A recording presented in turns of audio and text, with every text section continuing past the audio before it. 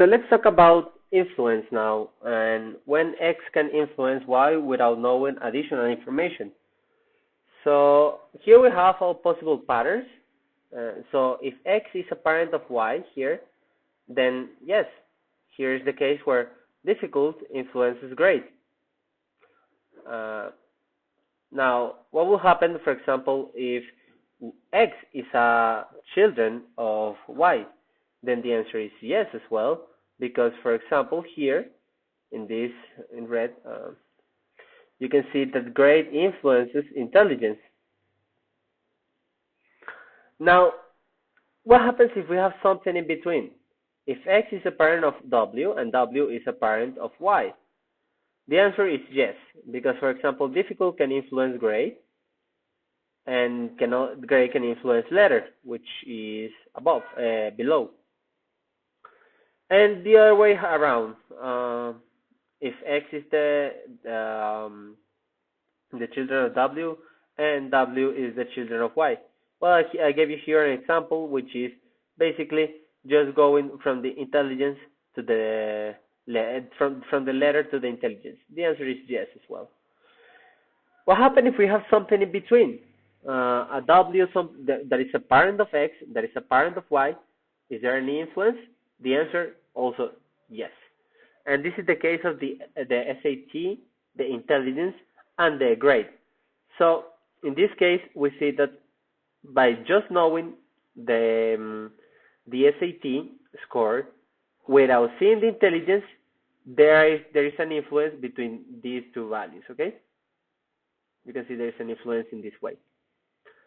And the last case is what happens if we have a value W in between and we don't see it, and it's a children of X and it's a children of Y, and the answer is no.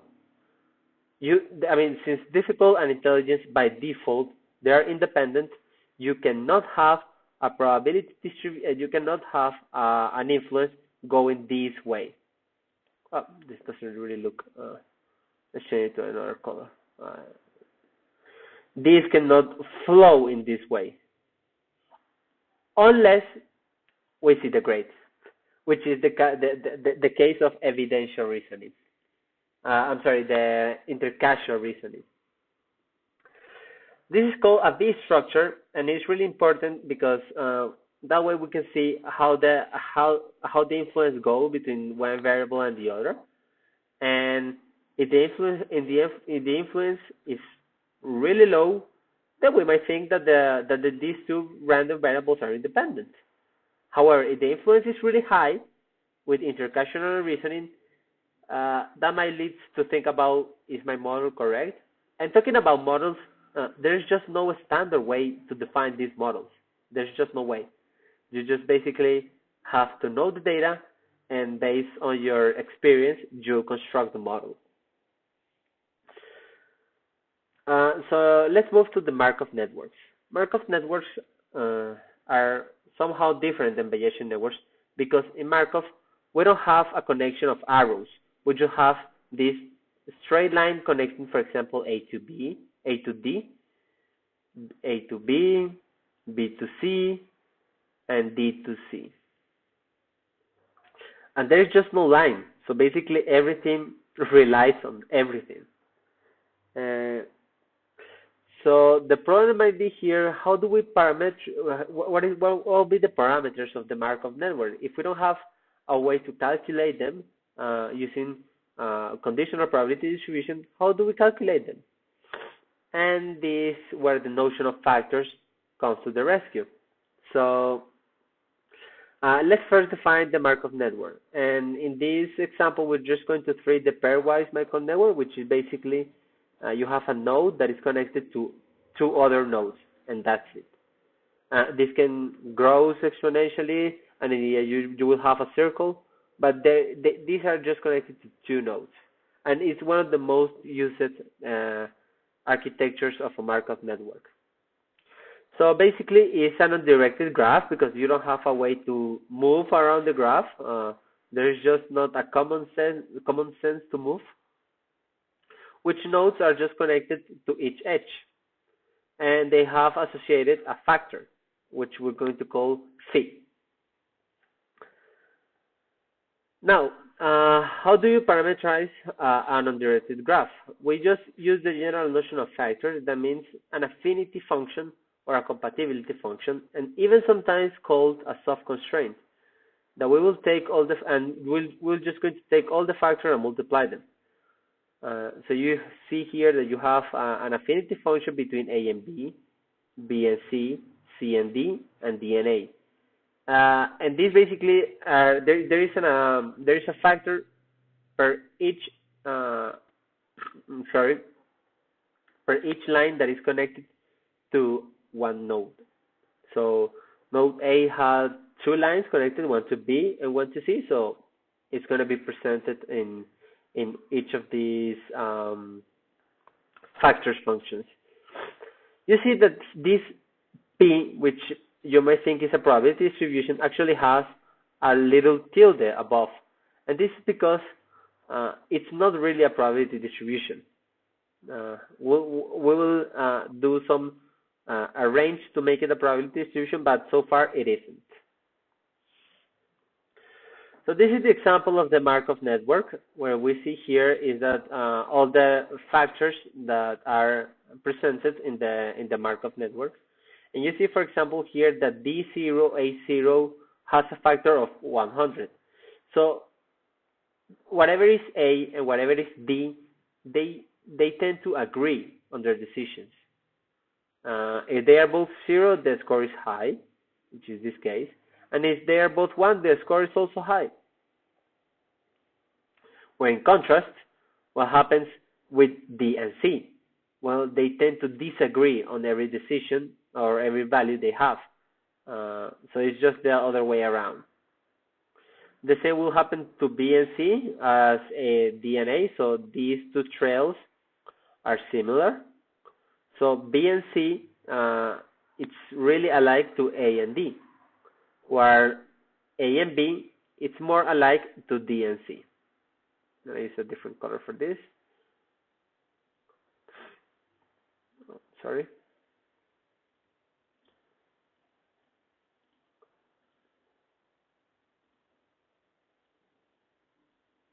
So at some point during the analysis of the Markov network, we will see that the probability of distribution of A and B, given the same values, it's really low.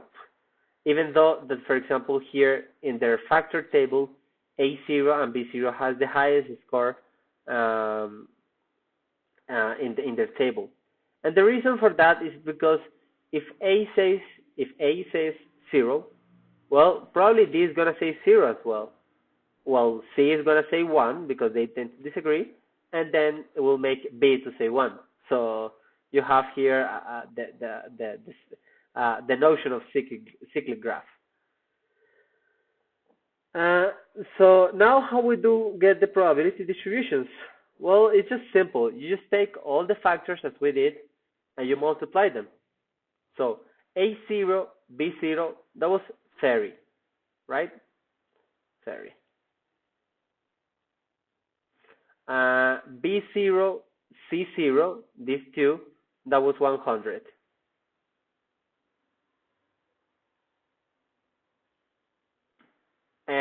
C0, D0, let's take a look back, that was 1.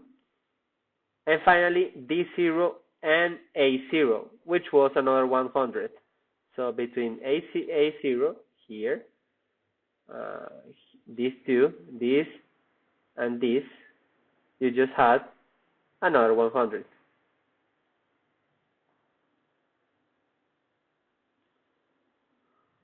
So if you multiply everything of that, you get the value. So this is just a normalized value. You can do that for all of them. I just made you the favor of doing it. And in the end, in order to the sum to make it equal to 1, because you know all possible values of all all probability has to be equal to 1, you just take everything from here, you just sum them, and in the end, you just divide by the sum. So you get all the normalized value. If you do the sum of everything from here, it's going to be equal to 1. And that is just a Markov network. Now you have the parameterization. You can go ahead and calculate the distribution, the probability distribution of something given something. Well, it's not something given something. If you have a missing class, in this case, and you have all other values, well, you can get at least the probability of having either 1 or 0, or I don't know, the other values, given that the random variables takes different numbers. That's enough for Markov networks. Markov networks are not really well used right now, because there are other models that are easier to program and they just give better results. So if you like this presentation, I encourage you to take a look at conditional random fields and how to work with Bayesian networks and Markov network with missing data. I took a look at those, and in the bibliography there's plenty of information about this, so feel free to take a look at them. They are really interesting if you are like the probability. The bibliography is the book of Daphne Koller, which is the main research on probabilistical graphical models. Now let's take a look at the examples in Python.